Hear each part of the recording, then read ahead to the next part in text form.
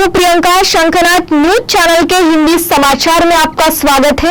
आइए नजर डालते हैं आज की सुर्खियों पर। कुछ दिन पहले हर अखबार की सुर्खी बनी खबर ने मानो देश भर में कोहराम मचा दिया था। इस खबर के मुताबिक कोई अनजान शख्स देश भर की सैकड़ों उड़ानों को बम से उड़ाने की धमकी दे रहा था। इतना ही नहीं तो उसने राज्य के मुख्यमंत्री और केंद्र के कई मंत्रियों को सबक सिखाने को लेकर उनके दफ्तरों पर मेल भी किया था। पुलिस ने इस मामले में तफ्तीश कर गोंदिया से जगदीश उइके नाम के आरोपी को गिरफ्तार किया है। पुलिस के मुताबिक जगदीश उइके वह शख्स है जिसने ये धमकी भरा मेल सभी को भेजा है। पुलिस के अनुसार आरोपी जगदीश उन्हें पूछताछ में मदद नहीं कर रहा, लेकिन असलियत में देखा जाए तो आरोपी जगदीश उइके की बातों को समझना आम इंसान के लिए तो कतई मुमकिन नहीं है।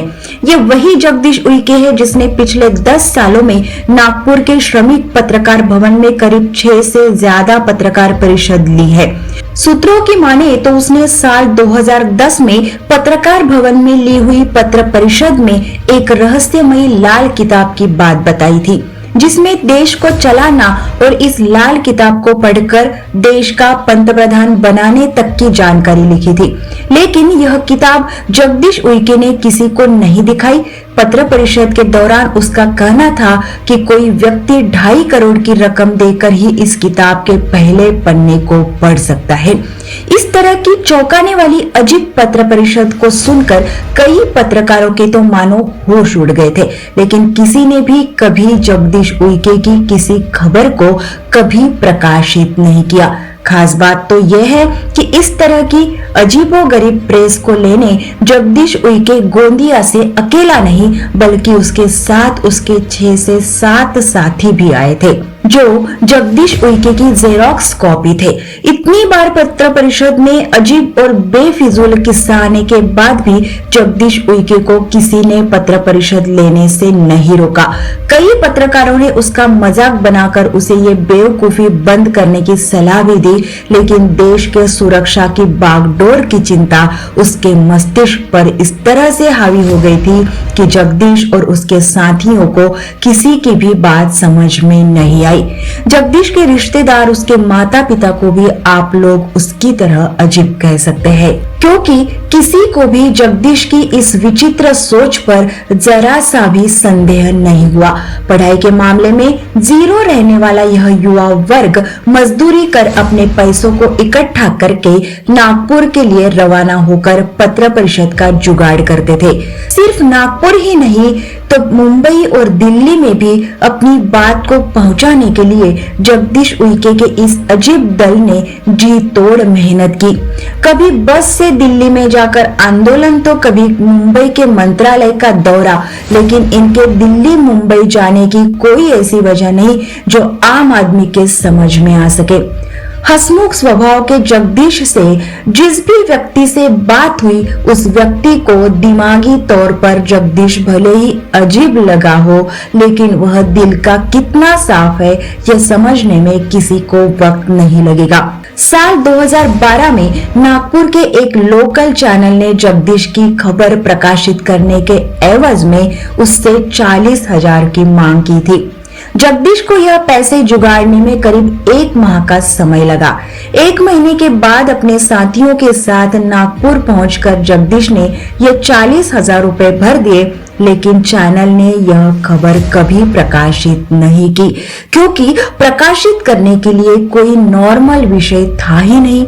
शायद इस बात को भी जगदीश ने समझा कि उसकी सोच इतनी बड़ी है कि देश विदेश की बड़ी बड़ी ताकतें उसके भारत के भविष्य को बदलने के काम में रुकावटें ला रही है, लेकिन वह हारने वालों में से नहीं है।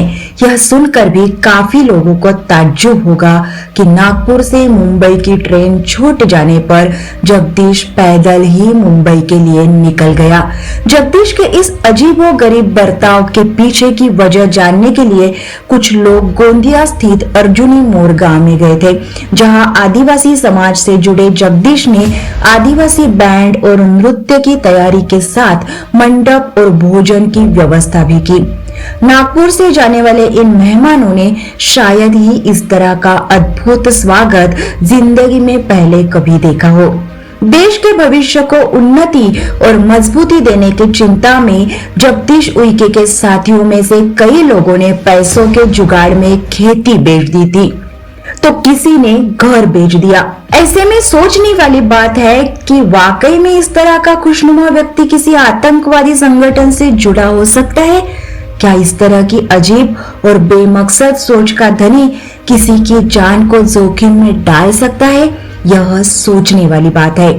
जगदीश उइके म्हणून आहे, त्याला अटक करण्यात आलं होतं आणि त्याच्यात पुढे त्याचे जे डिव्हाइसेस त्यांनी वापरलेले आहेत ते डिव्हाइसेस आपण अनालाइज करतो आहे आणि आतापर्यंत त्याचे जवळपास 36 त्यांनी ईमेल्स वगैरे केलेले आहेत। त्याच अनुषंगाने त्यांनी एक पुस्तक पण लिहिली होती, आतंकवाद एक तुफानी राक्षस, तोही आपण अनालाइज करतो आहे।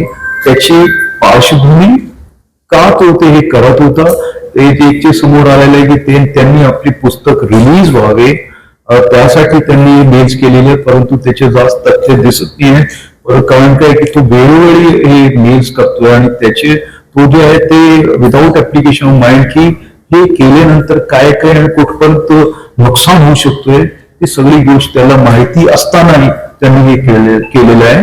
आमची टीम्स ते फर्दर त्याच्यात बाकीची एजन्सी जी त्याची माहिती काढून आणि त्याचे काय काय कनेक्शन्स आहे इतर ते कोणाशी तो जोडलेला आहे, ही सगळी माहिती आपण काढतो आहे। नागपुर शहर पुलिस आयुक्त रविंद्र सिंघल के मुताबिक जगदीश उइके नाम का यह आरोपी बेहद शातिर है और कई बातों को छिपा रहा है, लेकिन जगदीश के बातों का पता लगाना और उसे समझ पाना तो शायद भगवान के लिए भी संभव नहीं है।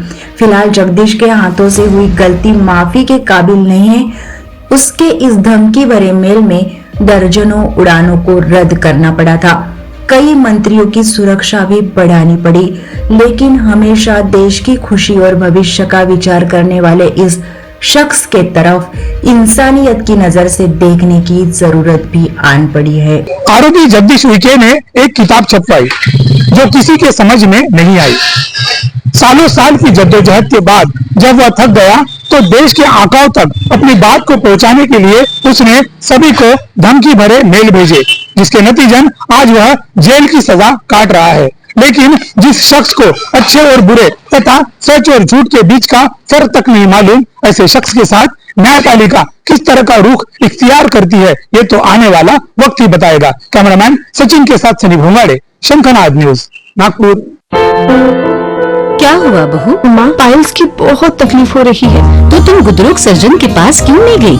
देखो, जैसे हार्ट के लिए हार्ट स्पेशलिस्ट, ब्रेन के लिए ब्रेन स्पेशलिस्ट, तो पाइल्स के लिए पाइल्स स्पेशलिस्ट क्यों नहीं? स्त्री हो या पुरुष, टॉयलेट में तकलीफ केवल पाइल्स ही नहीं और भी कई प्रकार के गुदरोग तथा कैंसर भी हो सकता है, इसीलिए इसकी प्रत्यक्ष जांच जरूरी है।